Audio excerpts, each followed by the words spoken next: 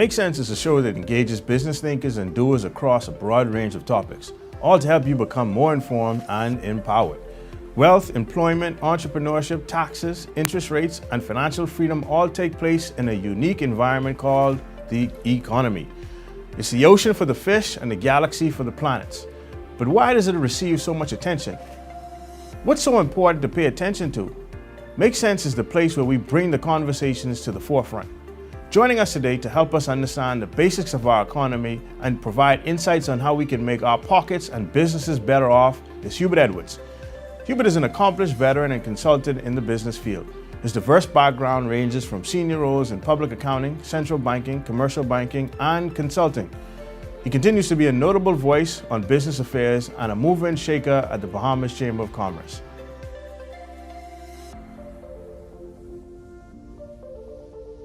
Welcome to the show, Mr. Edwards.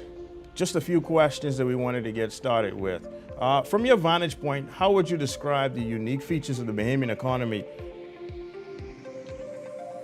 I would think the Bahamian economy is unique in terms of the mix between tourism, financial services, for example, and the fact that it maintains a very sharp differentiation between onshore and offshore, or onshore and the domestic economy.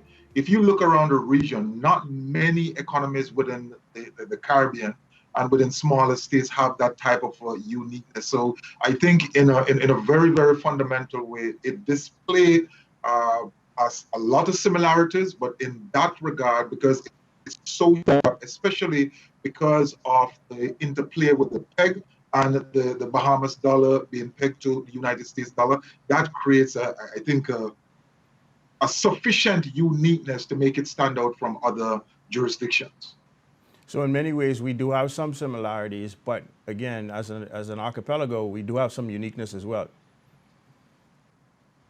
Definitely. The archipelagic nature of the Bahamas in and of itself creates differences in how economies work. There are some significant population centers, and there are some which are large enough but not sufficiently significant to drive big commerce. When you compare it to, say, a Jamaica or a Trinidad has oil and gas, but also is significantly dependent on tourism. Jamaica, for example, is dependent on tourism. The Bahamas is significantly dependent on tourism. But these other elements, having multiple islands, multiple environment, if you will, to offer from a touristic point of view, having that overlay of financial services makes it different. It's not something that you readily understand from outside looking in. You have to spend some time studying it to really understand the underlying nuances. And I think it's important for any discussion around economic development or just how the economy operates in general. Yeah, talking about studying, I mean, from your vantage point, what would you say, or how would you say that the economy behaved over the last few years, and how do you expect it to behave over the short and medium term? Well, unfortunately, Adrian, the Bahamas economy, the Bahamian economy, has lagged over the last decade. If you look at real GDP growth has been minuscule. The country has, in fact, over the last 10 years, been growing at less than 1% per annum, which is, by any stretch of the imagination, anemic.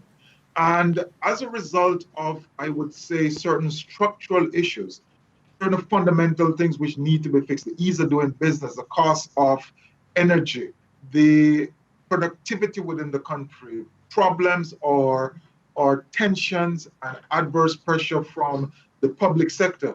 These are important issues which need to be fixed going forward. And so as we look into the future, I do not readily expect there to be any fundamental shift unless those areas are changed. So I would think that as we move into 2021 and beyond, without making changes to the culture, to the structural issues within the country, it's not going to be much different. Unfortunately, with the intervention of COVID and with the economic crisis that we're going through, you can expect there to be a lot more I would say, precious, and it's going to be a little bit harder, certainly going forward.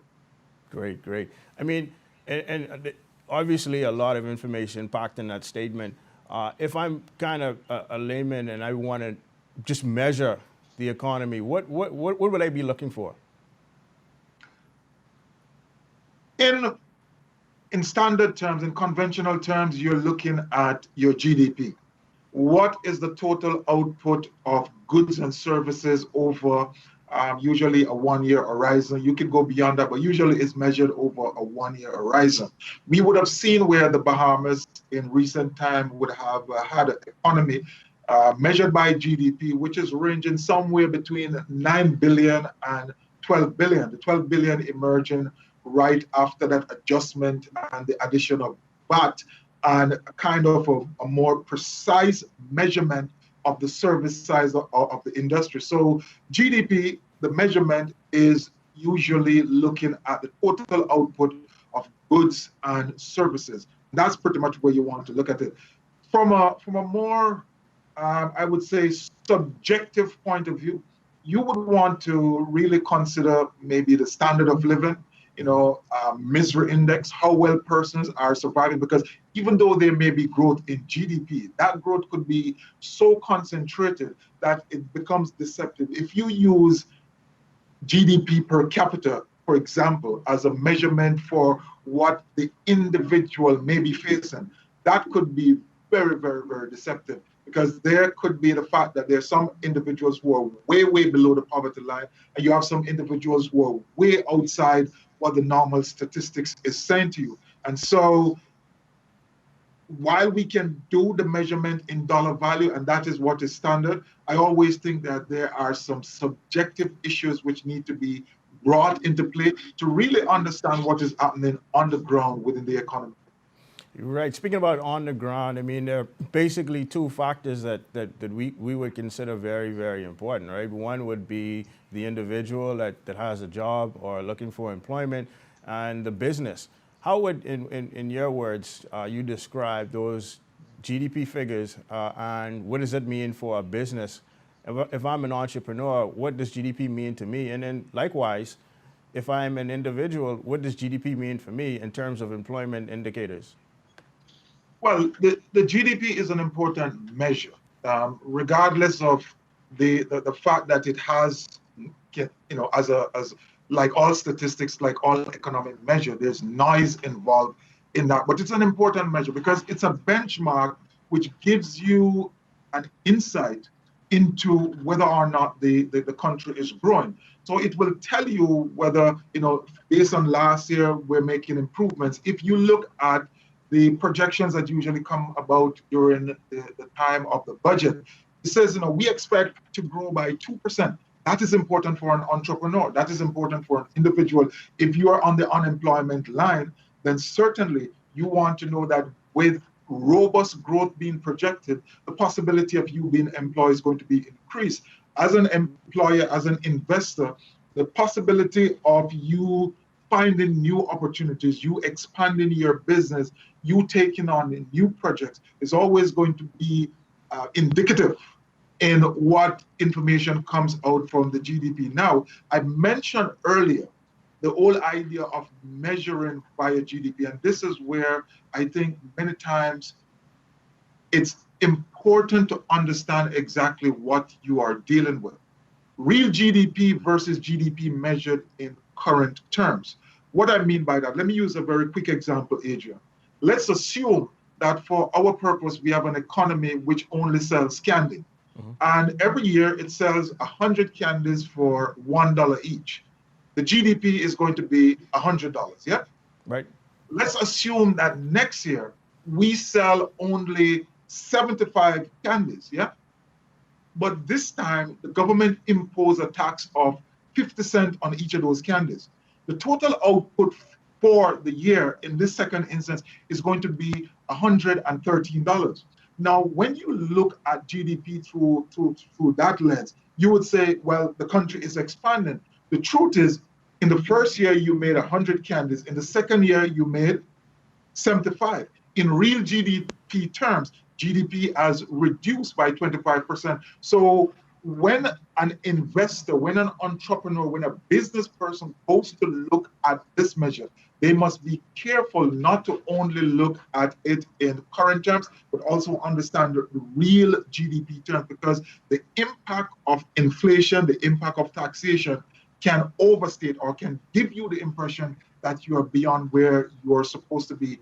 But fundamentally, it's a benchmark. It's important in giving you an indication of where you are as a country. It's also important in telling you where the world is going to be. It's important in telling you what performance to expect from some of your main trading partners. That is fundamental for any business in any sector across our economy. Great, great. Now, you led us on a bit talking about taxations and inflation, but we hear a lot of talk about budget debates. What is a budget debate, and why is it important to us? Well, the budget debate essentially is usually the current administration presenting what the projections are going to be for the coming year. And usually it forecasts out a couple of years. It's also an important point where policy positions are proffered.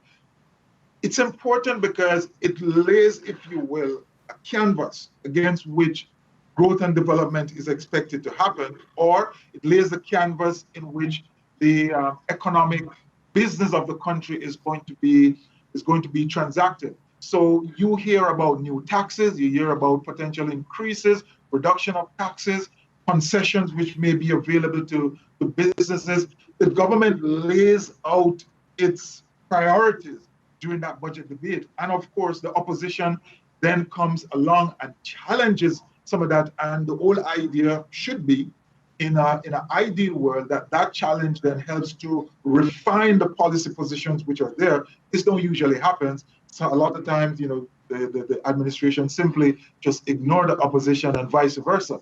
But it is important for individuals, the layman, the man on the street, to really follow and understand what is coming out of the budget presentation, because what it says, it speaks to where the country is going to be, and importantly, it identifies potential opportunities that a business or an individual can now start to look at. Like, for example, if all of a sudden the government announces some concessions in a particular sector that you were interested in, then it may become cheaper, may become easier for you to become a new entrant into that sector. And all of a sudden, the barriers to entry reduces for you, or you have an opportunity to scale up your business if you are already in that era. So, the budget presents, I think, an important discussion between government as an administration and the people, the populace, and the business sector, for sure. Now, outside of the government and its ability to tax and spend and influence policy, are there any other instruments in the economy that can be used to help grow the economy? Most definitely. The taxation is generally recognized as your fiscal policies, and the government usually have a number of things in its fiscal toolbox. But there's also monetary policy, and monetary policy usually deals with either the supply of money or addressing interest rate. Now, in the Bahamas, because of, I would say, the narrowness of our monetary policy, we don't see a lot of that happening. If you look to a country like our neighbor in the United States, you would see them using a wider range of issues or tools, rather, to drive the economy. Quantitative easing is one of them, which is, in layman terms, printing money. Using aggressive shift in interest rates is another way of doing it. If you look at the United States, for example, right now, I think the reference rate is somewhere between 0 and 0.25%. In the Bahamas, our reference rate is, I think, 4.5 or 4%, which is significantly higher. So yes, there is the ability to use monetary policy. There's the ability to also use macroprudential. And macroprudential is usually where the central bank or a regulator uses its power or uses its regulatory ability to help drive the economy in a particular direction. Let me give you an example. let's say lending is under pressure, it could then ease, the central bank could then ease the requirement of the 45% loan to debt service ratio. And if it reduces that, then the individual has the ability to borrow more. Let's say it takes it from 45% down to 30%. So those are some macroprudential means of kind of opening up and making credit easier. And there are other ways of doing it by either reducing regulations on financial institutions or increasing it if they want to go in the other direction. And there's also moral suasion, where either the central bank, a regulator, or the government itself seeks to convince the country, seeks to convince businesses, seeks to convince certain sectors or grouping that going in a particular direction is going to be beneficial for the country and also beneficial for them. Like, for example, why don't you consider reducing your prices in this area to benefit the consumer? And we may consider looking at in the near to midterm, while we can't do that now, or we can reduce some of the duties on a particular type of goods or a particular class of goods. So there are always other ways of doing that other than raising tax or other than employing fiscal strategies. Wow, Mr. Edwards, you've given some great insight on those tools and even in defining some of the economic terms that we hear day to day.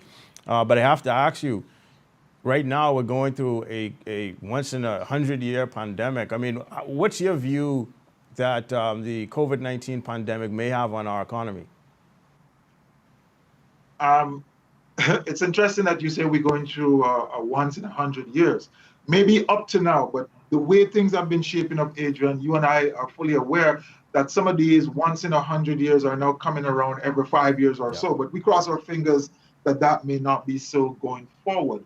This pandemic, I think, is significant for the Bahamas. One of the most important takeaway from this is we are dealing with a health crisis which is manifesting itself into a serious economic crisis. And as a result of that, it's unveiling our vulnerabilities on multiple sides. It is showing us the weaknesses of our infrastructure on the health side. It's showing us our weaknesses of our underlying support infrastructure on the social side. How long can we sustain supporting persons who are unemployed, supporting persons who are on the unemployment line, who are on the food line? And it's also showing us some of the significant weaknesses in our economic arrangement. Like, for example, if we were to continue like this for a long period of time, I would not, let me not guess over what point in time that will happen. But certainly, if we were to go beyond a year, you would easily appreciate the impact that this would have on our external reserves, given the fact that almost 100% of our inflow, our foreign exchange inflow from tourism is totally gone. So I would think that one of the big lessons and one of the big takeaway from this particular economic impact is that we must now start to address those vulnerabilities. Many of the structural weaknesses existed before. We cannot pretend that this is not so, but in many ways, this COVID-19, this economic crisis that we're going through is presenting us with multiple opportunities to relook at our economy, opportunities to rethink our economy, opportunities to understand where our vulnerabilities lie, and most importantly, the fact that we can no longer depend solely on one sector to drive the well-being of our country, because when that goes, there's going to be significant pain to be borne by the general populace. So I think there is on one side pain, there's also on the other side learning. But that learning will only come if we choose to listen and act accordingly.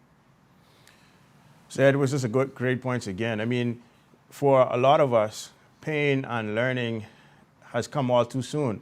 There are some businesses that literally may be starting over, may have not had an income or a revenue base for the last, since March. And there are persons whose life savings may be gone. Where do you see those opportunities to reverse the pain in the near and the long term? Well, the honest truth is it's going to be challenging going forward. But the one thing I would say to any business or any individual out there is that you must be positive and you must be ready to start over, ready and willing. The opportunities presented by the government through especially the SBDC program, I think is one area, especially for small businesses, which need to be, persons need to take opportunity of. You have to actively go out there and grab onto these. There's also opportunities for moving into other sectors. We mentioned that earlier.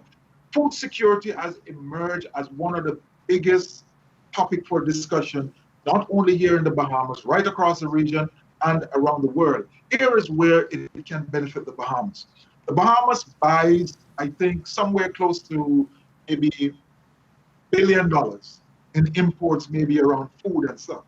If we can start producing, more of the food that we consume on an ongoing basis, that's a good way of reducing that market. Therefore, there are opportunities for individuals who want to go into agriculture or who want to go into some agri production. There are also opportunities for what I think is the inevitable, where there must be diversification within the tourism sector itself, where we are looking at linkages, whether it's through the orange economy and persons want to grab onto that. We want to diversify more around Airbnb. We want to diversify more around ecotourism and leveraging the archipelagic nature of the Bahamas for greater gain. And then, of course, there's also the most definitive era which jumped out as a result of this crisis, and that is the digital sector. Persons are looking for opportunities. Persons are looking for solutions in new challenges in value chain management, coding, developing apps, and so on. And digitization is a big area. So while the fact of the matter is that there may be challenge finding finances, and there may be challenge putting the money you need together very quickly. If we can bring ideas and capital, which may be resident in different location and in different groupings, I think that huge opportunity exists for the Bahamas. The one thing that we mustn't do, the one thing that we should not do at this point is become despondent, throw our hands up in the air and figure that we are going to hell in a basket. We have to remain positive. We have to stay strategic. We have to be fundamental and think about how we can grow this country back to strength and get to a place of resilience. And remember that in this process of doing that, we had some weaknesses. We need to address them. And when we address them, we build on top of those and we move forward. We think the opportunities are there for growth. So great tips, Mr. Edwards. I would say that on camera, we're a bit formal. But if you were to give some advice to your family and friends about managing through this crisis, finding opportunities to grow your business, where the entrepreneurial activity is going to be focused at, what 3 tips would you give to your family and friends that we can share with the audience today? Well, I would start at where I mentioned for the business persons. You have to be optimistic. You have to be positive. That's where you start. Every success starts in the mind. And if you already have a mindset which is negative and which is defeatist, you're going to fail. So start by conditioning the mind, by seasoning the mind that, look, you will do things, you will do great things, you will survive, and you will thrive. If you have resources at this point in time, I will use one of those old army saying, keep your powder dry. Keep your resources dry at this point. Do not make any rash or hasty type of a decision. Do not go into it with unthought out plans. So you want to be very strategic. You want to go into the new normal, if you may, in a way which says, I have sat down, I've looked at the landscape, and I am ready to move forward. But most importantly, what I would say to my family members, what I would say to my friends and colleagues, try to learn something new. Try to upgrade yourself. Try to think through what you're doing. If you had a business, think about how the business can be more flexible. Think how the business can be more strategic. Think about how you can leverage new channels of delivery. We have seen where curbside and persons coming up with new delivery businesses has kind of changed the face of business in this COVID environment. But whatsoever it is that you do at the end of the day, seek to become a earner of revenue and not only be dependent on employment or dependent on someone else. Because what this COVID crisis has shown us, that at the drop of a dime, all of that can go away. And the extent to which you have maybe multiple sources of revenue, or you have some level of resilience in pivoting to someplace else, is the extent to which you're going to survive and thrive.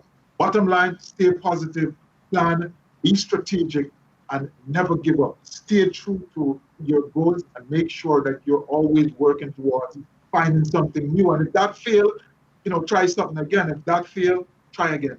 Never, absolutely never give up, because we are depending on you. The country is depending on you to be successful. Wow. Try and try again. But Mr. Edwards, the question is, if somebody wanted to try and reach you, if they wanted your advice, if they wanted some deeper insight into managing their business or their personal affairs, how can they reach out to you in terms of your consultancy, and tell the audience where best to find you? Well, I'm easily found on social media. My consultancy is Next Level Solution. It's a small boutique for the time being. My intention is that one day it will become a household name and it will employ, multiple persons in multiple disciplines. Basically, Next Level Solution leverages the range of experiences I've had from public accounting to regulatory to banking and so on and so forth. So you can find me. My number is 376-8951. That's 376-8951. If you want to email, it's info@nlsolutionsbahamas.com, info@nlsolutionsbahamas.com. And our website is nlsolutionsbahamas.com. You can go and check us out there. We look at issues ranging from risk management, governance, compliance, finance. We do training, and we look at strategic issues. So, that's pretty much it for us. I am always readily available. I'm also on LinkedIn. If you search for Hubert Edwards on any social media, most social media platform, you will find me there. Also, we look forward to anyone who has a need or think that we can bring value to reach out. We say that our mantra is practical solutions deliver. And the whole idea is that we want to deliver solutions which are sustainable, which are workable, and which can help you to take your business to the next level. After all, that's our name. And it's not just a name. It's exactly how we want to interact with our clientele, with the persons who seek to use our services. Thank you for that insight. And Mr. Edwards, with that, I'd like to thank you so much for being a guest on Make Sense and making sense of the economy. We hear it so often. We hear so much about the implications of the economy on our personal pockets and our ability to generate wealth and our ability to carry on. So I'd like to thank you so much on behalf of Making Sense and the RBNTV family for joining us today. Certainly, it was a pleasure for being here. Thank you for inviting me. I look forward always to interactions like this, to the extent that the things that I've said can be of value to other individuals. And certainly it's a part of my contribution to not only the country, but to the wider region. And that's exactly how I think all of us should seek to live our lives. We should seek to contribute to the individual, to the business, to the country, and to the wider world of which we are citizens. You're watching RBNTV. We are networking, promoting, we're scoring points for you, proclaiming, declaring, here to encourage you. No matter the problem, we will enlighten you. We hear you, please listen.